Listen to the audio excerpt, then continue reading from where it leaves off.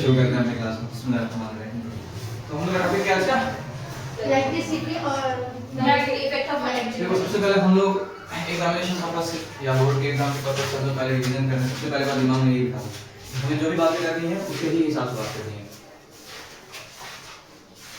हमारी बात तो अगर किसी भी तरह की कोई दिक्कत होगी कहीं पर किसी भी चैप्टर में तो उसके बारे में डिस्कशन करना ही है, लेकिन फिलहाल के हमारा टॉपिक क्या है, इलेक्ट्रिक करंट वाला चैप्टर है जिसमें हम लोग डिस्कशन करेंगे। सबसे पहले ये बताओ कि अभी जो ये हुआ अपने बोर्ड के एग्जाम्स हुए हैं उसमें आप लोगों ने देखा होगा किस टाइप के क्वेश्चन पूछे जाते हैं।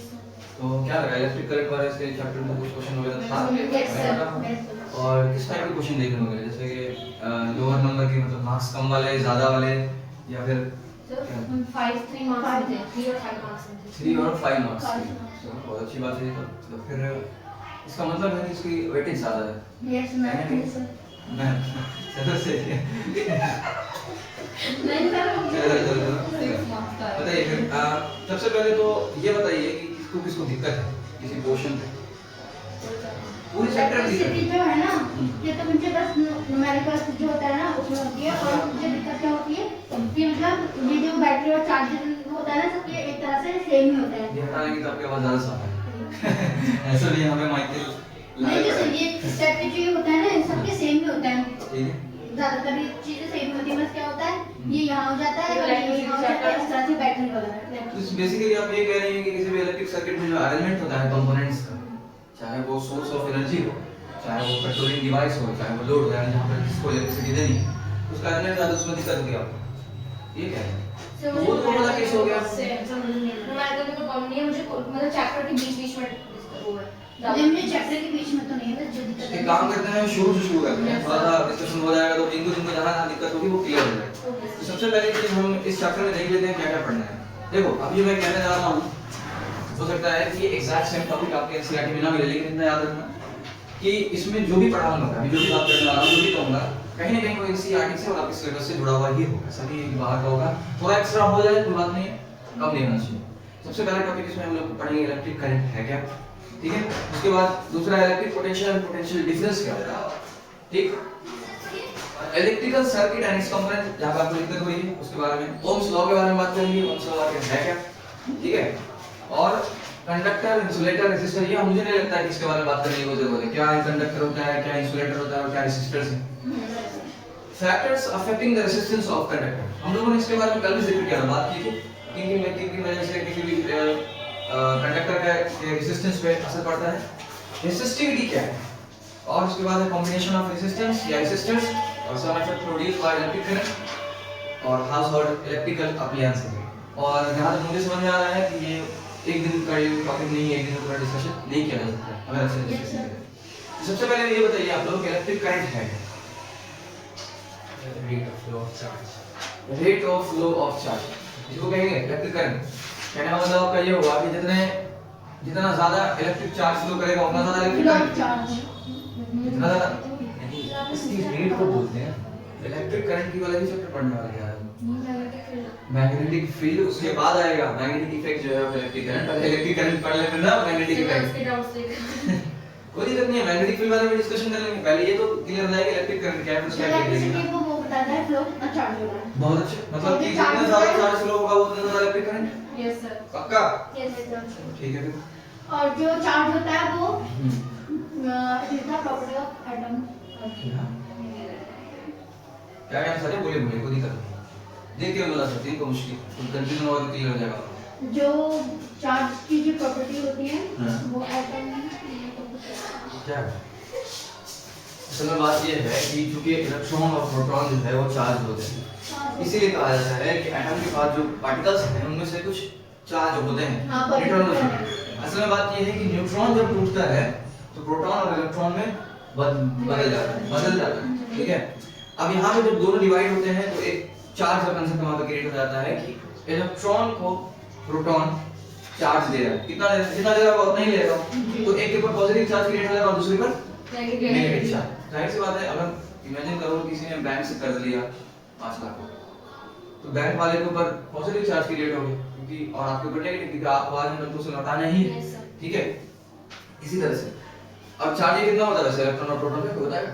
हाँ वो 1.6 इनटू टू 10 की पावर -19 क्या -19 सी क्या सर्कल नहीं सर्कल -19 कूलम चार्ज का यूनिट कूलम होता है ना। Yes sir. तो ज्यादा कंफ्यूज हो पता आप लोग पहले से है बस सर एक होता है चार्ज में मतलब काफी सारे पॉइंट होते हैं, उसमें एक ये वाला पॉइंट होता है जो लाइक चार्ज जो होते हैं जो रिपेल करते हैं और अनलाइक जो होते हैं वो रिपेल करते हैं। अनलाइक चार्ज है एक दूसरे को अट्रैक्ट करते हैं और लाइक एक दूसरे को वो repel चार्ज करते हैं। होते हैं। अच्छा ये पता है क्यों लाइक चार्ज एक दूसरे को रिपेल करते हैं और क्यों एक दूसरे को अट्रैक्ट नहीं क्योंकि करते जो हाँ मैग्नेट हाँ क्या मैग्नेट मैग्नेट तो अलग चीज है। मतलब अगर एग्जांपल में लेंगे तो Example. तो फिर मैं ये पूछूंगा आपसे बताइए नॉर्थ नॉर्थ क्यों एक दूसरे को रिपेल करता है और साउथ साउथ क्यों एक दूसरे को रिपेल करता है क्योंकि क्योंकि इसका भी आंसर है बताइए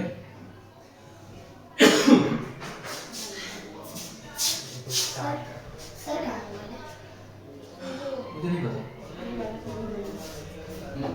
बताइए ये बता फैक्ट कैसे प्रूव कर सकते हैं?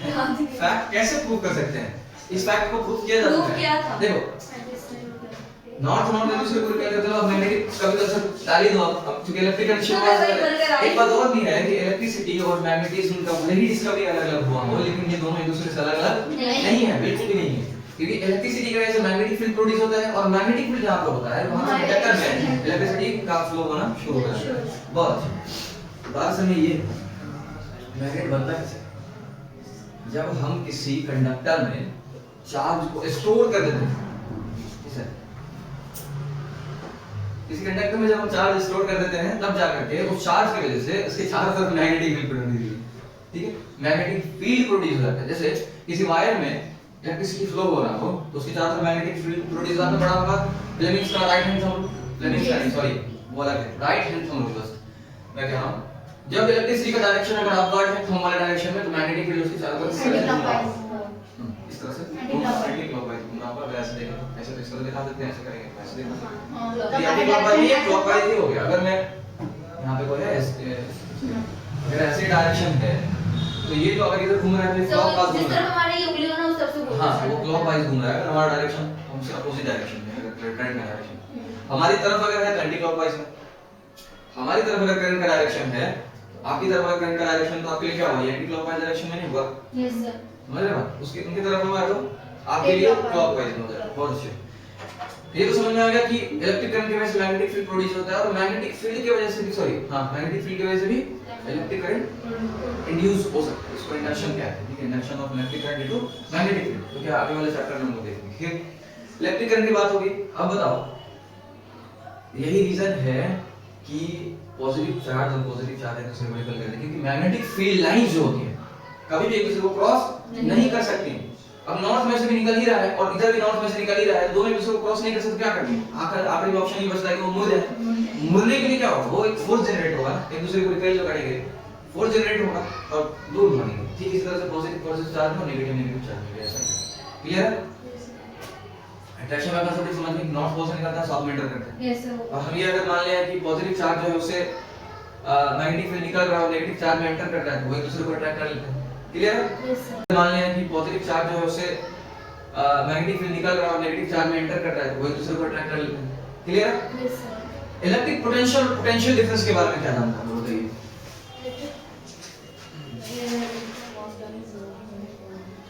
So what did my battery or charge? जो पोटेंशियल होती है वो वर्धन को के बारे में My बताया battery on a unit charge. unit positive charge. हां क्या work done on unit positive charge देखो बाय डेफिनेशन ऐसे बोला जाता है मैं बस बोलने के लिए कह रहा हूं कि जब किसी चार्ज को इंफिनिट से उठा करके किसी पॉइंट पे ला के रखा है उस वक्त जो उसके ऊपर वर्क डन किया गया तो उसी को हम कहते हैं इलेक्ट्रिक पोटेंशियल मीनिंग ये होता है कि वहां पर जो वर्क डन करना पड़ा वहां पर जो फोर्स अब देखो यहां पे ऑब्जेक्ट एक पॉइंट पर रखी हुई और अभी अभी यहीं पर रखी हुई वर्क डन कितना हुआ है जीरो क्योंकि force into displacement is equal work done class में पढ़ा है लेकिन अब उसको उठा करके यहां से यहां ला कर दिया या कंडक्टर इसको चार्ज को यहां से यहां फ्लो करके यहां पर रख दिया तो जितना फोर्स लगा और जितना डिस्प्लेसमेंट हुआ वर्क डन हुआ यहां पे जीरो था वर्क डन और यहां पे कुछ ना कुछ होगा तो इसमें से जीरो का टाइम तो वही होगा एग्जैक्टली बात समझ आ रही है यस सर क्लियर है मुझे लगता है शायद इसमें कोई ज्यादा डाउट नहीं होना चाहिए Electricity without output. Yes, देखो एक बात और भी है, एक बात और भी है कि आपने वो देखा है ना, वो बर्ड्स को देखा होगा किसी वायर पे बैठे हुए, Yes, sir, देखा है। उनको करंट क्यों नहीं लगता? हाँ, ग्राउंडिंग क्या नहीं है? ग्राउंड बर्थिंग अच्छा, इस वजह से अगर दूसरा वायर लगा के चिपका दिया जाए वहाँ पे तो मर जाए। अब क्या अब अर्थिंग नहीं है फिर भी करंट फ्लो, अब अर्थिंग नहीं है लेकिन फिर भी करंट फ्लो हो रहा है। मतलब क्या हुआ इसका? असल में जो करंट फ्लो हो रहा है वहाँ पे क्या है? देखो पोटेंशियल डिफरेंस है ही नहीं, पोटेंशियल डिफरेंस है ही नहीं। इधर जो पोटेंशियल है और इधर जो जहाँ पे वहीं पे खड़ा हुआ हूँ और फिर वहीं पे खड़ा हुआ तो चार्ज फ्लो हुआ उसी पॉइंट पे, उसी पॉइंट से चार्ज फ्लो हो सकता है क्या? नहीं। जब तक चार्ज फ्लो नहीं होगा उसके बॉडी से करंट कैसे पास करेगा? वो वहीं पे खड़ा हुआ है चार्ज। बर्ड्स जो वायर इलेक्ट्रिक वायर पे बैठे होते हैं वो वहीं बैठे हैं तो वहीं बैठे हैं ना। अब अगर वो कहे कि वजह से रुक के वो वहां चला गया, ऐसा नहीं है। उसका बॉडी अगर सपोज कि ये वाला वायर है और एक दूसरा वायर है, उन दोनों वायर के बीच में पोटेंशियल डिफरेंस है तो चार्ज का फ्लो होगा। देखो एक बात और भी है, जब चार्ज फ्लो होता है तो हम कहते हैं वर्क डन हुआ, इसी को पोटेंशियल डिफरेंस भी कहते हैं। और जब पोटेंशियल डिफरेंस होता है तब चार्ज का फ्लो भी होता है। Yes, sir. क्लियर है? Yes sir. कोई डाउट है तो पूछ लो, बस सेल्फ डाउट नहीं होना चाहिए। कंसेप्ट में डाउट है ना, क्लियर है? आगे बढ़े। Yes. पोटेंशियल डिफरेंस को वैसे हम लोग किसी से डिनोट करते हैं ना? V से हाँ, और वर्क को W से बहुत अच्छे। और चार्ज को C से। बहुत अच्छे। मतलब आप कहना है कि अगर हम पोटेंशियल डिफरेंस दिखाना चाहते हैं तो कितना वर्क डन किया गया, कितने चार्ज को मूव कराने में, बस वही हो गया। तो हम लिख सकते हैं V W/Q, यानी जहां पे V बराबर पोटेंशियल डिफरेंस है और W बराबर वर्क डन है, और वर्क डन किसके ऊपर है? वर्क को डिवाइड दे रहे हैं चार्ज से, ठीक है। और करंट वाला हमने कहा था अभी चार्ज पर यूनिट टाइम, यानी करंट को अगर I से डिनोट करते हैं और चार्ज को Q से तो टाइम को T से, तो I = Q/T हो जाएगा। और क्योंकि एंड्रू में एम्पियर में करंट के बारे में बताया था इसलिए उनके नाम पे हम एम्पियर में उसको गिनती करते हैं। वैसे मैं एक लिंक भेजने वाला हूं आप लोगों को ग्रुप में, ठीक है। उसमें जो भी बेसिक कंसेप्ट ऑफ फिजिक्स है वो आज इंशाल्लाह हो सकता है उसमें मैं भेज पहले वीडियो देखना रहेगा, पुरानी वीडियो है तो गड़बड़ भी रहती है इसमें। चलो आगे बढ़ते हैं। अब देखो पोटेंशियल डिफरेंस को नापने के लिए किस वोल्टमीटर। बहुत अच्छे। अब बताओ कि वोल्टमीटर को अगर हम नापना चाहते हैं किसी दो पॉइंट के बीच में पोटेंशियल डिफरेंस अगर मेजर करना चाहते हैं, ये लाइन है और इस दो लाइन के बीच में पोटेंशियल डिफरेंस अगर हम मेजर करना चाहते हैं क्या करना पड़ेगा? पैरेलल में कनेक्ट करें। पैरेलल में कनेक्ट करें। हमें चेक करना है। हमें एक्चुअली हम अभी वोल्टमीटर के बारे में बात कर रहे हैं। एक होता है सीरीज में, यानी वायर के अंदर घुसना पड़ेगा वायर को तोड़ के, जो कि एम्पियर मीटर में करते हैं। करंट कितना फ्लो हो रहा है उसके लिए हमें बीच में घुसना पड़ेगा देखने के लिए, मेजरमेंट करने के लिए। लेकिन इसमें जरूरत नहीं है, इसे हमें बस चेक करना है कि यहाँ पे कितना पोटेंशियल है और यहाँ पे कितना पोटेंशियल है। ये पोटेंशियल डिफरेंस बता देगा एग्जैक्टली। देखो पोटेंशियल से हम क्या समझते हैं, एक बात और भी, पोटेंशियल से हम आगे क्या समझते हैं। आपने पढ़ा होगा ग्रेविटी वाले चैप्टर में, ग्रेविटेशनल पोटेंशियल एनर्जी का नाम सुना होगा कि जब किसी भी ऑब्जेक्ट को हम फोर्स लगा के ऊपर की डायरेक्शन में लेके जाते हैं, अब यहाँ पे कोई एनर्जी स्टोर्ड है जिसे हम कहते हैं कि इसका जो बॉडी का मास है और ग्रेविटी जो खींच रही है, मास इनटू एक्सेलरेशन, क्या होता है? फोर्स हो गया, ग्रेविटेशनल फोर्स, और हाइट मतलब क्या? डिस्प्लेसमेंट। तो हम जानते हैं ना जब फोर्स लगाते हैं किसी बॉडी पर और डिस्प्लेस करते हैं तो क्या होता है? उसी को कहते हैं हम लोग वर्क डन। तो वर्क डन कब होता है? जब पोटेंशियल होता है, ताकत होती है। अब बोलेंगे कि इसमें कोई पोटेंशियल है, कैसे प्रूव करेंगे? ठीक है, मैं तो छोड़ देता हूं, मैंने कोई फोर्स नहीं लगा। इसका मतलब है कि इसने जो अपवर्ड डन किया है, अपसाइड डाउन जो किया है, वो मूवमेंट किया है, फोर्स लगा और डिस्प्लेसमेंट हुआ, इसका मतलब है कि उसके बाद पोटेंशियल था। और ये कौन सा पोटेंशियल था? पोटेंशियल एनर्जी था। कौन सा वाला पोटेंशियल था? ग्रेविटेशनल पोटेंशियल एनर्जी, क्योंकि ग्रेविटी की वजह से उसके ऊपर वो फोर्स लगा, है ना। मास उसका कांस्टेंट था, मास में कोई चेंज हुआ नहीं है, और ना ही हम अगर मास हटा दें, जीरो कर दें तो वो ऑब्जेक्ट का कोई वजूद है भी नहीं, ठीक है। तो ये बात समझने की ये है कि हम जब भी पोटेंशियल के बारे में बात करते हैं और कहते हैं कि चार्ज को मूव कराना, इसका मतलब कोई एनर्जी है, कोई एनर्जी है, किसी तरह का फोर्स लग रहा है उस मास पे और उसको डिस्प्लेस करा रहा है। तो जब भी पोटेंशियल के बारे में कंफ्यूजन हो, ये बात वाली बात जो एग्जांपल दिया है इसे याद रखिए। आगे बढ़े। तो एक बात क्लियर हो गई कि हमें अगर दो पॉइंट के बीच में पोटेंशियल चेक करना है तो हम पैरेलली कनेक्ट करेंगे, एक पॉइंट यहां डालेंगे, यहां डालेंगे, बस पता चल जाएगा। लेकिन अगर हमें करंट फ्लो होता हुआ चेक करना है, एग्जांपल इमेजिन करो कि एक बहुत बड़ा सा टनल है और हम टनल में बैठे, पानी जो फ्लो कर रहा है जिस रफ्तार से पर यूनिट टाइम में हमारे पास से गुजर रहा है पानी, वो वाटर करंट हो। एयर अगर पास कर रहा है तो वो एयर करंट हो गया, पैसा पास कर रहा है तो पैसा करंट। बहुत अच्छे, ऐसे ज्यादा अच्छे समझ में आता ना तुझे, है ना। खाना अगर पास कर रहा हो तो हाँ ठीक है। और कुछ चलो तो मतलब समझ में आएगा। तो हमें करंट को चेक करने के लिए जगह पे बैठ के देखना पड़ेगा, इसीलिए एम्पेयर मीटर को सीरीज में कनेक्ट करते हैं। सीरीज में करेंगे इनसाइड द फ्लोइंग कंडक्टर के मतलब जो सर्किट होगा उसके बीच में जाकर उसको चेक करेंगे। ठीक है, आगे बढ़े। Yes sir. अब देखो इसमें इलेक्ट्रिकल सर्किट और उसके कंपोनेंट्स हैं। इलेक्ट्रिक सर्किट में सबसे पहले देखो क्या क्या चीजों की जरूरत पड़ेगी, बताओ। वायर, हाँ वायर चाहिए, पोटेंशियल डिफरेंस चाहिए, एक बैटरी मतलब, और कोई कहने का मतलब आप ये कहना चाह रहे हैं, शायद आप लोगों ने मेरा वो वाला वीडियो देखा नहीं, मैंने इसलिए क्लास 10 में भी डाला था, एक्चुअली वो था क्लास 6 के लिए, लेकिन वो मना कर देने के बाद इलेक्ट्रिक सर्किट वाला वीडियो जो मैंने पहले था। अभी 2-3 दिन पहले तो डाला था, नहीं देखा, इसीलिए मैंने डाला था कि शायद किसी को अगर डाउट हो तो वहां देख ले। बोला अपनी सारी चीजें सही है, लेकिन बात समझ में है कि बोलने का जो कहते हैं तरीका, वैसे तरीका इन से कैजुअल हो गया था। हालांकि कैजुअल नहीं था, थोड़ा सा एडवांस हो गया। कैजुअल इन द सेंस कि हमें ये कहना था कि हमें सोर्स चाहिए, सबसे पहले सोर्स चाहिए, सोर्स ऑफ एनर्जी। तो वहां पे हम सेल का इस्तेमाल भी कर सकते हैं। सेल और बैटरी में देखो फर्क है। पोटेंशियल डिफरेंस सिखाता है। पोटेंशियल डिफरेंस क्रिएट करने के लिए एनर्जी चाहिए, तो वो एनर्जी जो है कहां से आएगी? बैटरी से मिलेगी, वो इलेक्ट्रिकल एनर्जी। बैटरी कब है? सेल को। देखो सेल तब कहते हैं जब एक ही पॉजिटिव टर्मिनल और एक ही नेगेटिव टर्मिनल है। वरना ऐसा है कि बहुत सारे सेल जुड़े हुए हैं, पॉजिटिव नेगेटिव ऐसे करके है, तो उसको हम लोग बैटरी कहते हैं। ठीक है, हो गया सोर्स। सोर्स के बाद आता है क्या दूसरे नंबर पे? कंडक्टर। कंडक्टर की जरूरत पड़ी ना, वो जो इलेक्ट्रिकल एनर्जी वहां से फ्लो करेगा, उसे जहां भी पहुंचाना है, पहुंचाने के लिए कुछ तो चाहिए ना। तो हम क्या लेंगे? कोई मेटल की वायर ले लेंगे, है ना, वो कंडक्टर की तरह काम करेगा। और एक कंट्रोलिंग डिवाइस भी लेंगे, स्विच वगैरह ले सकते हैं, एमसीबी ले सकते हैं, जो भी चाहे ले सकते हैं। और ऐसा इसलिए भी करते हैं क्योंकि हमारे मन के मुताबिक जब हम चाहे करंट फ्लो हो, जब चाहे ना फ्लो हो, यानी कभी सर्किट कंप्लीट होगा, कभी इनकम्प्लीट होगा, वो हमारे ऊपर डिपेंड करता है। ठीक है,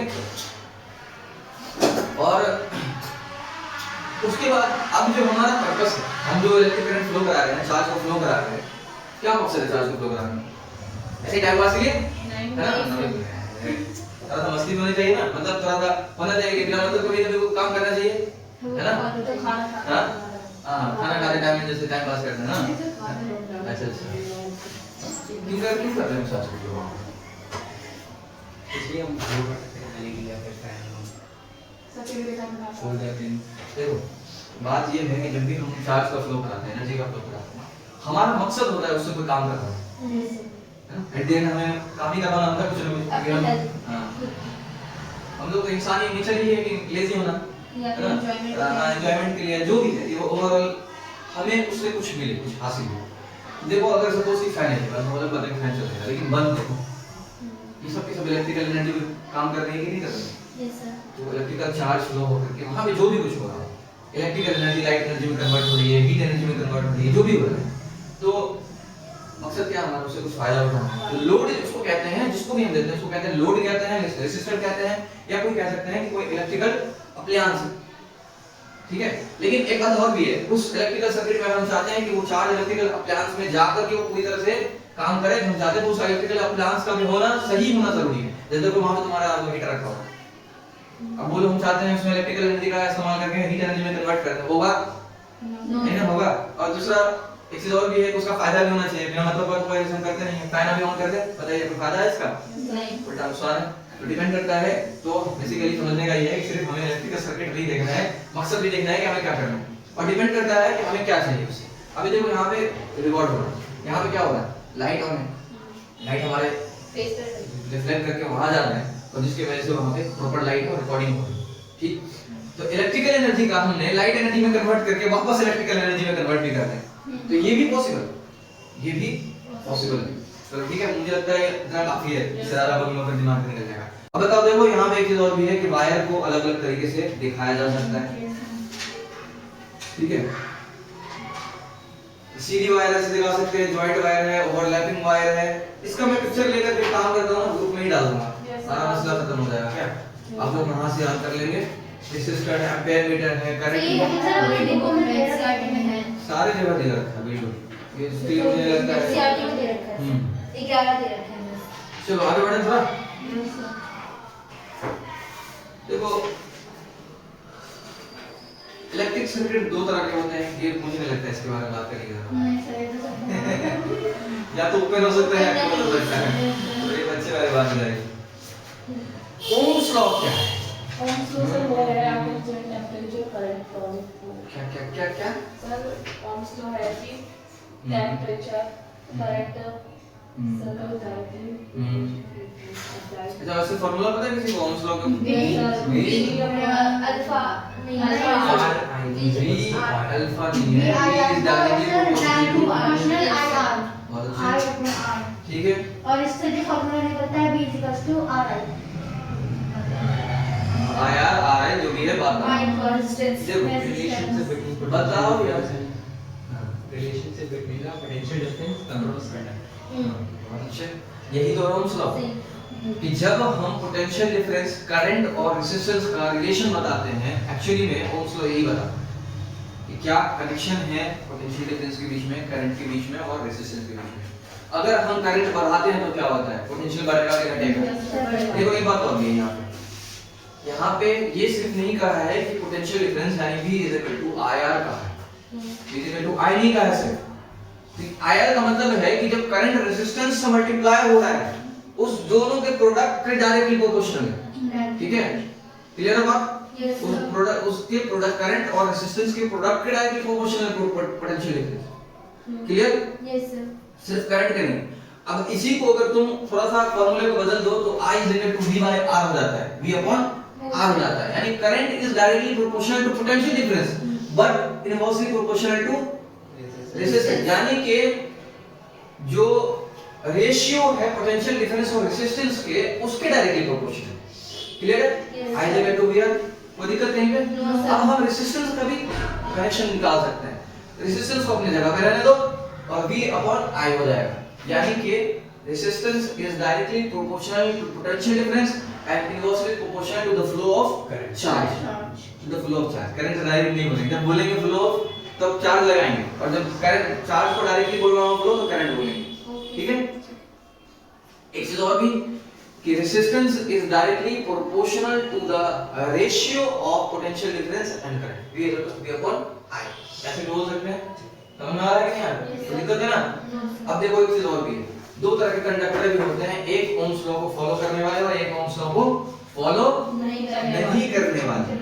तो वैसे कंडक्टर जो ओम्स लॉ को फॉलो करते हैं उनको ओमिक कंडक्टर कहते हैं, और जो ओम्स लॉ को फॉलो नहीं करते हैं उनको नॉन ओमिक कंडक्टर कहते हैं, ठीक है। जो ओम्स लॉ को फॉलो करते हैं, अगर हम उनका वोल्टेज और करंट टाइम ग्राफ निकालें तो हमने देखा कि volt is directly proportional to current, हालांकि करंट अभी रेजिस्टेंस को हम कांस्टेंट मान नहीं सकते हैं या 1 मान लेते हैं, तो हम देखते हैं कि volt is directly proportional to current, यानी potential difference is directly proportional to flow of charge. ऐसे कंडीशन में हम एक तरफ क्या करते हैं, चार्ज को फ्लो कराते हैं, एक ग्राफ बनाते हैं, x डायरेक्शन में हम पोटेंशियल डिफरेंस को रखते हैं और y डायरेक्शन में करंट को रखते हैं, ठीक। हम चेक करते हैं कि जब तक हम करंट बढ़ाते रहते हैं क्या पोटेंशियल भी बढ़ता रहता है। तो जो ओमिक कंडक्टर होते हैं, जो ओम्स लॉ को फॉलो करते हैं, वो जितना हम करंट बढ़ाते जाएंगे पोटेंशियल डिफरेंस बढ़ता जाएगा, बढ़ता जाएगा, बढ़ता जाएगा, बढ़ता ही चला जाएगा। लेकिन नॉन ओमिक कंडक्टर क्या है कि आप करंट बढ़ाते जाइए, बढ़ाते जाइए, बढ़ाते जाइए, एक लिमिट ऐसा आ जाएगा कि उसके बाद पोटेंशियल डिफरेंस कांस्टेंट हो जाएगा, उससे आगे नहीं बढ़ने वाला। लिमिट से होता है। क्लियर है? Yes sir. बहुत अच्छे। मतलब वो हीट ना स्टार्ट कर देगा। बिल्कुल, एक लिमिट होती है ना हर चीज की। अब हीट तो देखो ऐसे भी प्रोड्यूस होता है, हीट को ऐसे भी शुरू से भी हम नहीं रोक सकते। ये भी ज्यादातर हम हो गया और आते हैं लगा देते हैं। देखो उसमें क्या है कि एक बात और भी मैंने मेंशन की है, कल हम लोग बात करते करते से हम लोग पहुंच गए थे मेटल्स एंड नॉन मेटल्स वाले चैप्टर में, है ना। तो मैंने एक बात बताई थी ना, रेजिस्टेंस, रेसिस्टर और रेजिस्टेंस, इसके बारे में बात कर रहे थे, और मेटल और नॉन मेटल वाले चैप्टर में पहुंच चुके हैं कि रेजिस्टेंस और रेसिस्टेंस। रिकॉर्डिंग शुरू हो गई है ना। टाइम कितना हो रहा है देख लो, 5 बजे एग्जैक्ट 5 बज रहे हैं। चलो फिर से आपकी जो महान हल्का सा इधर ठीक है वैसे ठीक है आपका विषय। चलो कहाँ थे हम लोग फिलहाल, कहाँ थे हम लोग? बस ये मतलब कोचिंग में ही थे, कोचिंग में ही थे, क्लास में ही थे। बस हम लोग यहाँ थे, अभी भी हैं। अच्छा अभी भी हैं, बहुत अच्छे। Factors affecting the resistance of conductor, इसके बारे में हम लोगों ने बात कर लिया, बहुत चीर फाड़ के बात कर लिया, ऑपरेशन कर दिया बस अब तक उसका हम लोगों ने, क्योंकि इसका सरफेस एरिया बढ़ाएंगे इससे बायोलॉजी का आते हैं। क्या कहने का मतलब ये है कि हमने ये कर दिया ना, क्या बोलते हैं हम, जो भी उसका मेन फैक्टर था, चाहे वो सरफेस जो क्रॉस सेक्शन एरिया था, चाहे वो लेंथ था, उसके बारे में हम लोगों ने डायरेक्टली बात कर ली। तो इससे ये भी समझ में आता है कि resistance is inversely proportional to cross section area of the conductor. जितना ज़्यादा बड़ा एरिया होगा उसको रेजिस्टेंस उतना कम होगा, रुकावट कम पैदा होगी, और जितना ज़्यादा बड़ा एरिया होगा रेजिस्टेंस उतना, सॉरी वही तो बात कह रहा हूँ दोबारा फिर से, एरिया छोटा होगा तो रेजिस्टेंस ज़्यादा होगा, लेंथ ज़्यादा होगा तो दिक्कत होगी ट्रैवल करने में, रेजिस्टेंस ज़्यादा होगा, लेंथ छोटा होगा तो रेजिस्टेंस कम होगा। क्लियर है? Yes sir. लेकिन एक बात भी है, फिर मैंने रेसिस्टिविटी के बारे में बात की थी। अब देखो कुछ उसमें भी एनसीईआरटी में भी मेंशन है, मेटल्स के, नॉन मेटल्स के और मेटलॉइड्स के। तो जो सबसे ज़्यादा अच्छा कंडक्टर है उसका उसकी रेसिस्टिविटी, रेसिस्टेंस नहीं रेसिस्टिविटी याद रखिएगा, रेसिस्टिविटी उतनी ही कम होती है। जैसे कि सिल्वर का है 1.6 × 10⁻⁸ है, ठीक है, और रेसिस्टिविटी को हम लोग डिनोट करते हैं ओम मीटर में, ठीक है, रेसिस्टेंस को ओम में और रेसिस्टिविटी को ओम मीटर में। मेटल्स में जो एक टंगस्टन का नाम सुना होगा आपने, टंगस्टन, जो कि वो पीले वाली बल्ब जो आती है येलो कलर की, जो गर्म हो जाती है बहुत ज़्यादा, या बहुत सारे हीटर्स वगैरह में लगा होता है, तो वो उसका क्या है ना कि रेसिस्टिविटी ज़्यादा होती है मेटल्स के करंट तो फ्लो हो सकता है। अब जिसकी वजह से होता क्या है, उसका एक बात और भी है, उसका मेल्टिंग पॉइंट भी बहुत ज़्यादा होता है, जल्दी पिघलता नहीं है। तो फ़ायदा क्या हुआ इससे कि अगर रेसिस्टिविटी ज़्यादा है उसकी, और जब इलेक्ट्रिक करंट फ्लो करेगा तो रुकावट पैदा होगी, रुकावट पैदा होगी तो हीट में कन्वर्ट होगा, और उसके वजह से वो बिल्कुल गर्म होना शुरू हो जाता है। अब चूंकि वो पिघलेगा नहीं, लाल होने के बावजूद भी नहीं पिघलता, एकदम लाल, बिल्कुल लाल हो जाता है। अब उसको अब तो पिघल जाना चाहिए ना, आमतौर पर मेटल्स क्या होते हैं, बिल्कुल रेड हो जाते हैं, रेडिश, तो पिघल जाते हैं या पिघलने के बाद रेडिश हो जाते हैं, लेकिन उसकी मेल्टिंग पॉइंट बहुत ज़्यादा है, वो पिघलता ही नहीं। लेकिन एक बात और भी, हम जो येलो वाला बल्ब इस्तेमाल करते हैं, अब देखो मेटल क्या है, जब वो गर्म होगा तो हम जानते हैं ना कि मेटल एयर के साथ रिएक्ट कर सकता है, ऑक्सीजन के साथ रिएक्ट कर लेगा, वाटर मॉलिक्यूल के साथ, जिसके साथ भी रिएक्ट करे। बेसिकली अभी यहाँ पे क्या हो रहा है कि जब हम किसी चीज़ को गर्म करते हैं तो एयर के साथ रिएक्ट करते हैं, तो टंगस्टन भी गर्म होगा तो ऑक्सीजन के साथ रिएक्ट कर सकता है ना। बेसिकली आयरन का ऑक्साइड बन सकता है, कॉपर का ऑक्साइड बन सकता है, तो टंगस्टन का भी ऑक्साइड बन सकता है। इसीलिए हमें उसे बल्ब के अंदर, जो शीशे के अंदर पैक करना होता है, और उस शीशे में भी गैस जो रखा जाता है, क्योंकि इंटरनल प्रेशर तो बरकरार रखना है ना, शीशे के अंदर कुछ नहीं है, शीशा पतला है, और एटमॉस्फेरिक प्रेशर है, तो एटमॉस्फेरिक प्रेशर की वजह से वो कोलैप्स हो जाएगा, चूर चूर हो जाएगा। लेकिन हमें उससे भी बचा के रखना है उसे, तो उससे बचाने के लिए क्या करेंगे हम, अंदर से प्रेशर क्रिएट करना पड़ेगा, जिसकी वजह से हम गैस डालना होगा। अब एयर तो डाल नहीं सकते हैं, एयर के साथ वो रिएक्ट कर सकता है, तो हम वहाँ पे ऑर्गन गैस डालते हैं। और ऑर्गन के बारे में आप लोगों को पता है ना ऑलरेडी, ऑर्गन जो होता है इनर्ट गैस के कैटेगरी में आता है ना, पढ़ा नहीं आप लोगों ने?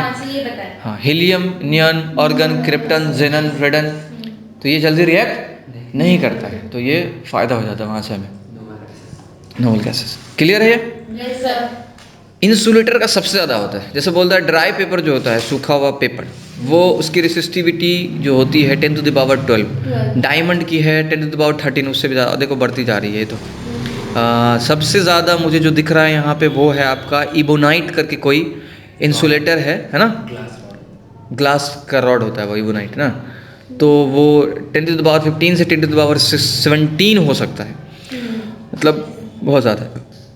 लेकिन एक चीज़ और भी है, इन दोनों के बीच में, यानी मेटल्स के और नॉन मेटल्स के बीच में एक और चीज़ आता है, यानी कंडक्टर और नॉन कंडक्टर के बीच में, इंसुलेटर के बीच में एक आता है सेमी कंडक्टर। ना तो पूरी तरह से वो कंडक्टर है, ना तो पूरी तरह से इंसुलेटर है। जैसे सिलिकॉन का नाम सुना होगा, सिलिकॉन से चिप बनाते हैं हम लोग, इस ट्रांजिस्टर्स बनाते हैं, इसी वजह से बनाते हैं उससे, क्योंकि हमें जिस हिसाब का फ्लो चाहिए ना वो हमें उससे मिल जाता है। अब हो सकता है आने वाले फ्यूचर में ग्राफीन से बने वो, ठीक है, ग्राफीन से भी ट्रांजिस्टर्स वगैरह बनाए जा सकते हैं। ग्राफीन क्या है पता है? ग्राफाइट जानते हो ना? बस समझो, उसी तरह का समझ लो, ज़्यादा डिटेल में नहीं जाना है। तो मुझे क्या ये बात बताने की ज़रूरत है कि मेटल का रेसिस्टेंस ज़्यादा होता है, कम होता है, किसका सबसे ज़्यादा होता है, किसका कम होता है, किसके दोनों के बीच में होता है, तो पता है ना, बुक में वाली बात नहीं है, बात यहाँ अगर रेसिस्टिविटी मेटल की ज़्यादा होगी तो कंडक्ट तो करेगा ही नहीं ना। सबसे ज़्यादा रेसिस्टिविटी किसकी होगी? जो कंडक्ट नहीं करता हो। और बीच वाला कौन है? जो मेटलॉइड्स हैं या मेटल के जो अलॉय होंगे, अलॉय समझते हैं ना, दो मेटल्स को मिला करके या मेटल नॉन मेटल को मिला करके जब बनाया जाता है तो अलॉय कहते हैं। एक वर्ड आता है अलाई, अलाई मतलब दोस्त जिसको कहते हैं, साथी, मददगार, है ना, उसी से बना है अलॉय। ओह, अब आ गया कॉम्बिनेशन ऑफ रेसिस्टेंस या रेसिस्टर्स। पता है किसी को? कॉम्बिनेशन ऑफ रेसिस्टर और रेसिस्टेंस। जैसे देखो ना, ये यहाँ पे बहुत सारे बल्ब लगे हुए हैं पूरी तरफ, तो इनको किसी न किसी तरह से कनेक्ट किया गया ना एक सर्किट से, है ना, तो कॉम्बिनेशन है ना। तो यहाँ पे दो तरह का कॉम्बिनेशन होता है, एक होता है पैरेलल, दूसरा सीरीज। ठीक है, सीरीज में कब होगा और पैरेलल में कब कहेंगे? तो जब एक ही वायर पे मतलब होता है तो पैरेलल होता है वो, और सिर्फ अलग सारे वायर को एक साथ लेके करते हैं उसको हम। देखो, अगर किसी का हेड और किसी का टेल जुड़ा हो, एग्जाम्पल के तौर पे ये पेन है, एक और पेन दो, ठीक है, मान लो इसका ये पॉजिटिव टर्मिनल है और ये नेगेटिव टर्मिनल है। मान लो ये पंखा है, बल्ब है, कुछ भी है, और ये भी कुछ कोई चीज़ है, कोई मशीन है, बल्ब है, पंखा है। अब हमने बैटरी से कनेक्ट जो किया या हमारा जो सर्किट था जहाँ से हमने इसे कनेक्ट किया, मान लो ये नेगेटिव से कनेक्ट हुआ, ये पॉजिटिव है। अब अगर हम इसे कनेक्ट कर दें तो इसका पॉजिटिव और इसका नेगेटिव एक दूसरे से कनेक्ट हो गया ना, तो क्या हुआ इससे? ये ट्रैक होगा, ये दोनों यहाँ से इलेक्ट्रिक करंट फ्लो होता हुआ तब इसके अंदर से फ्लो करेगा, यानी कि ये डिपेंडेंट हो गया इसके ऊपर, है ना। तो सीरीज में इसको कहते हैं सीरीज में कनेक्ट होना, कि इसका पॉजिटिव अब इसका नेगेटिव की तरह काम करेगा, नेगेटिव हेड होगा, फिर इसी तरह से बहुत सारी चीज़ जुड़ी होंगी। इसमें एक भी अगर डैमेज हुआ तो सारा अगर ये वाला से करंट फ्लो बंद हुआ तो आगे जितना भी होगा, सैकड़ों होगा, सब बंद हो जाएगा। इसीलिए आता है पैरेलल का कंसेप्ट। इसका पॉजिटिव ये है, इसका पॉजिटिव ये है, इसका नेगेटिव ये है, इसका नेगेटिव ये। तो हम क्या करेंगे, दोनों के नेगेटिव पे अलग अलग वायर जोड़ देंगे और दोनों के पॉजिटिव पे अलग अलग वायर जोड़ देंगे। अगर ये खराब हो भी गया तो कोई मसला तो नहीं। नीचे वाला तो चालू रहेगा ना, तो ठीक है। तो इसीलिए हम हमारे घर में जो आमतौर पे जो होता है वो बिल्कुल ये सब पैरेलल में कनेक्टेड है। ठीक है, एक के खराब होने से दूसरे पे कोई फर्क नहीं पड़ता है। बहुत अच्छे, उम्मीद है बात समझ में आएगा। और इसके जोड़ने का तरीका क्या है? अगर रेसिस्टेंस हम जोड़ना चाहते हैं सीरीज में तो कैसे जोड़ेंगे? बिल्कुल directly resistance 1, resistance 2, resistance 3, resistance 4 सारे जोड़ते हुए चले जाएंगे। लेकिन अगर पैरेलल में जोड़ना हुआ तो 1/R1, 1/R2, 1/R3 इस तरह से करके जोड़ते हैं, तब जाके टोटल रेसिस्टेंस निकलेगा। लास्ट में जाके उसको फिर रेसिप्रोकल कर देते हैं। लास्ट में जाकर के हम उसे रेसिप्रोकल कर देते हैं, क्योंकि हमने 1/R1, 1/R2 करके जोड़ा। और कुछ रह गया? इक्विवेलेंट रेजिस्टेंस निकालने के लिए भाई जोड़ेंगे, हम क्या करेंगे? जोड़ेंगे। अब ये भी चेक करना होगा हमें कि जब हम इलेक्ट्रिक करंट फ्लो कराते हैं सीरीज़ में और जब हम इलेक्ट्रिक करंट फ्लो कराते हैं पैरेलल में, उस कंडीशन में क्या होता है? उस कंडीशन में क्या होता है? क्या कोई फ़र्क पड़ता है वोल्टेज पे या बढ़ जाता है, क्या होता है?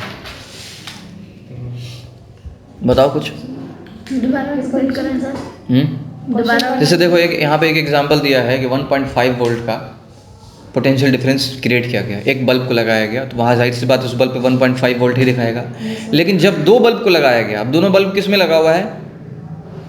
सीरीज में लगा हुआ है, तो पोटेंशियल डिफरेंस क्या हो गया? बढ़ गया। ठीक है, क्या पैरेलल के बारे में बात नहीं कर रहा हूँ, सीरीज के बारे में बात हो रही है। 3 बल्ब लगाया तो 0.5 तीनों में डिवाइड हो गया। लेकिन अगर हम इसी को पैरेलल में लगाते तो जो भी अभी लाइव बनेगा, ठीक है, वो पोटेंशियल डिफरेंस हर जगह पे सेम होता है। क्लियर है?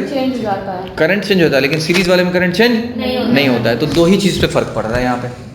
देखो, वायर की तो रेसिस्टेंस तो हम बदल नहीं सकते हैं और ना ही इसकी रेसिस्टिविटी पे कोई फर्क आएगा। मान के चलते हैं कि वो जो रेसिस्टेंस हमने मल्टीपल रेसिस्टर्स लगाए हैं, यानी बल्ब लगाए हैं या पंखे लगाए हैं, उन सब की जो पावर है वो सेम है, तो जाहिर सी बात है सेम करंट ड्रॉन करेगा, उसी हिसाब से वोल्टेज भी होगा। तो हमने कांस्टेंट मान लिया है, सबका बराबर मान लिया। तो जब हमने सीरीज में लगाया तो जो पोटेंशियल डिफरेंस था 1.5 वोल्ट का, तो वो क्या हो रहा था? 1.5 वोल्ट ही रहेगा। पहले एक लगाया तो दो जैसे लगा दिया सीरीज में तो पोटेंशियल डिफरेंस अलग अलग हो गया, 3 लगा दिया तो बढ़ गया। लेकिन अगर हम पैरेलल में लगाएंगे तो सब में सेम हो। एक एग्जांपल देता हूँ, बचपन में मैंने एक बार ड्रोन बनाने की कोशिश की थी। तो मैं क्या देख रहा था कि जब मैंने मोटर्स को कनेक्ट किया सीरीज में तो पोटेंशियल डिफरेंस इतना ज़्यादा डिवाइड हो गया कि 3 मोटर चल रहे थे, एक चल ही नहीं रहा। अब मैं कंफ्यूज हुआ कि आखिर करंट तो यहाँ से भी फ्लो कर रहा है, वो क्यों नहीं चल रहा है। तो पता ये चला कि सीरीज की वजह से potential difference across the motor सब में डिवाइड हो चुका है। कोई मोटर अच्छा था, स्मूथ चल रहा था तो वो घूमने लगा, और जिसको ज़्यादा घुमाने के लिए ज़्यादा एनर्जी चाहिए थी वो देखो। पोटेंशियल डिफरेंस का क्या मतलब, हम वर्क डन के बारे में बात करते हैं चार्ज के ऊपर, तो वो उतना इनफ नहीं था उसके लिए। तो जब उसको मैंने पैरेलल में सबको कनेक्ट कर दिया, मतलब पहले क्या किया, चलो एक मोटर का पॉजिटिव दूसरे का नेगेटिव बनेगा, दूसरे का नेगेटिव पॉजिटिव, इस तरह से सबको एक वायर से कनेक्ट कर दिया। बाद में मैंने क्या किया, सब मोटर का पॉजिटिव नेगेटिव अलग अलग बनाया और सबको एक जगह जाकर के जोड़ दिया। अब क्या है, सब में पोटेंशियल डिफरेंस बिल्कुल बराबर है और मोटर जो है सारे के सारे चल रहे हैं। समझ में एग्जाम्पल था एक, बस चाहे तो हम इससे एक्सपेरिमेंटली भी कर सकते हैं कि अगर बल्ब हम सीरीज में लगा दें और एक बैटरी से कनेक्ट करें तो देखिएगा कि पहले अगर सिंगल बल्ब लगाया तो ज़्यादा ग्लो कर रहा था, बाद में जब लगाया तो कम ग्लो कर रहा है। 2 लगा दिया, 3 लगा दिया, और जैसे जैसे ज़्यादा बढ़ाते जा रहे हैं सीरीज़ में तो उसका ग्लो कम हो रहा है। जैसे ये जितने बल्ब लगा रहे हैं अगर इनको हम सीरीज़ में कनेक्ट करते तो इतना ज़्यादा ये नहीं चमक रहा होता था। ठीक है, तो इसीलिए इसको पैरेलल में कनेक्ट करने का एक रीज़न ये भी होता है। ये अलग बात है कि हमें बार बार कंडक्टर जो है, बड़ा कंडक्टर्स जो हैं हर बार हर किसी के लिए अलग लगाना पड़ेगा, है ना। क्लियर है, कोई दिक्कत?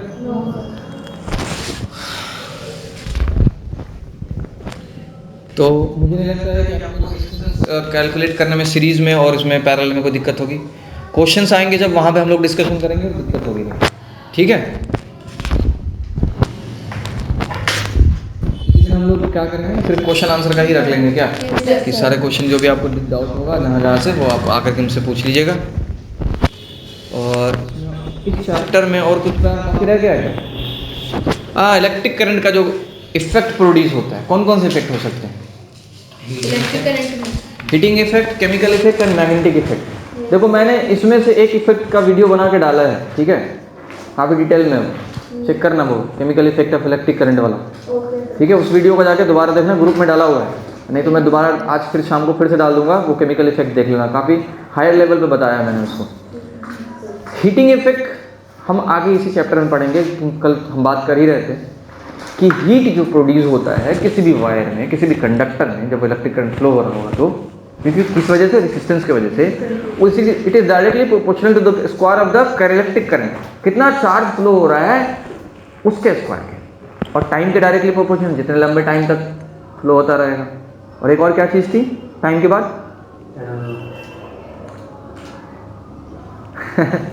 बताओ, भूल गए? जितना ज़्यादा रेजिस्टेंस होगा, आई स्क्वायर के डायरेक्टली प्रोपोर्शनल, टाइम के डायरेक्टली प्रोपोर्शनल और रेजिस्टेंस के डायरेक्टली प्रोपोर्शनल। ठीक है, हम इसे इस तरह से समझ सकते हैं, फॉर्मूले को दूसरी तरह से भी कन्वर्ट कर सकते हैं। पहले जाइए क्या